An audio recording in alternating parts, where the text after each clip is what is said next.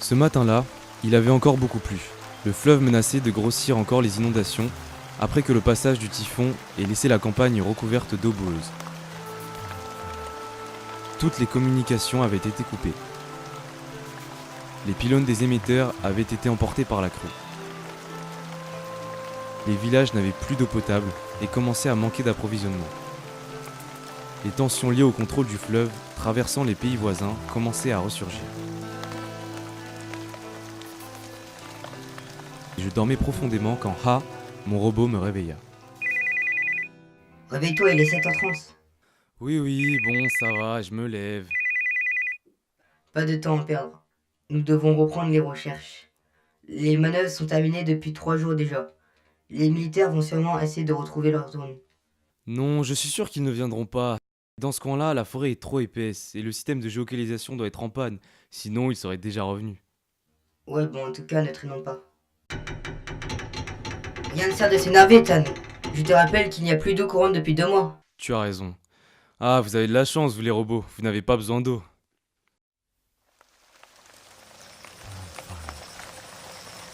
D'après mes calculs, il ne devait pas être très loin.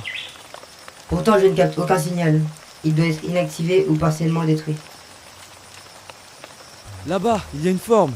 Je vais aller voir. Ici, il est là. Super, c'est une XC28.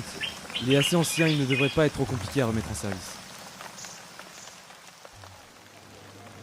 De retour au village, nous rencontrâmes Tin, une amie d'enfance. Elle était responsable des communications du comité populaire. Oh, salut Tan. Bon, qu'est-ce que tu fais avec ça? C'est un drone d'observation très sophistiqué que l'armée a égaré pendant ses manœuvres. Ah bon? Ah mais je croyais que depuis qu'il n'y avait plus de conflit, l'armée ne faisait plus d'exercice. Peu importe, si nous réussissons à le refaire fonctionner, nous pourrons explorer les environs, repérer tous les villages qui ont besoin d'aide et porter des messages à Kante et même plus loin encore. D'accord. Mais alors dépêche-toi. Parce que dans son dernier message, Min disait que l'eau continuait à monter du côté de Longsuan. Et puis, avec tous ces problèmes de communication, j'arrive pas à le joindre. Ok, j'y vais, je te recontacte. Ouh là là. Ok, j'y vais, je te recontacte. Tu m'as l'air bien pressé de satisfaire ton ami. Bon, ça va, ça suffit. Pas le moment de plaisanter, on a du boulot. Je n'arrive pas à comprendre comment est foutu ce système. Je connais les composants, mais c'est vraiment une... Vous les humains, vous êtes vraiment trop lents. Mais ne t'inquiète pas, une fois que j'aurai scanné tous les codes, je t'expliquerai. Hé, un peu de respect. N'oublie pas que c'est moi qui t'ai construit et programmé. C'est vrai que sans vous, je ne sais rien. Et puis vous êtes si intelligent, créatif, sans compter votre énorme succès avec les filles. Se moquait de moi, il faisait toujours allusion aux années que j'avais passées au lycée. C'est là que j'avais appris à fabriquer des robots, 20 ans plus tôt.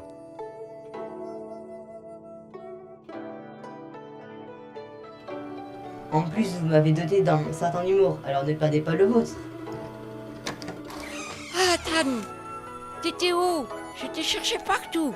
Regarde ce que j'ai trouvé dans la forêt. Oh, encore un de tes gadgets.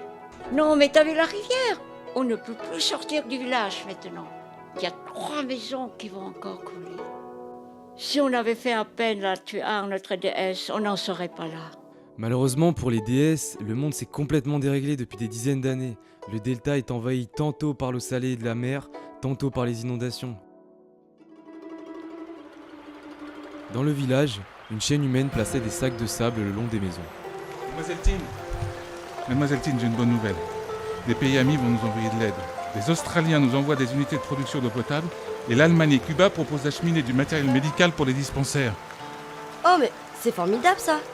Mais comment on va faire pour les acheminer? Et à qui on va les donner vu qu'on n'a plus aucun contact avec les autres villages? Allô? Ah, Tan! Oui, que se passe-t-il? J'avais réussi à faire fonctionner le drone, il n'y avait plus que quelques réglages à faire. Tu vas voir, Tin, ça va marcher. Il va décoller. Et où il va aller ton drone? Regarde! Je n'en menais pas large et priais peut-être un peu la déesse Tuan pour que ça fonctionne. Quand le drone prit son envol, il y eut tout d'abord quelques images brouillées, mais très vite, elles se firent plus claires. Le drone volait au-dessus de la rivière en crue. Nous vîmes alors la dévastation des alentours du fleuve. Le drone survolait des régions entières dévastées par la crue, des hommes et des femmes sur les toits de leurs maisons, des arbres emportés par le flot.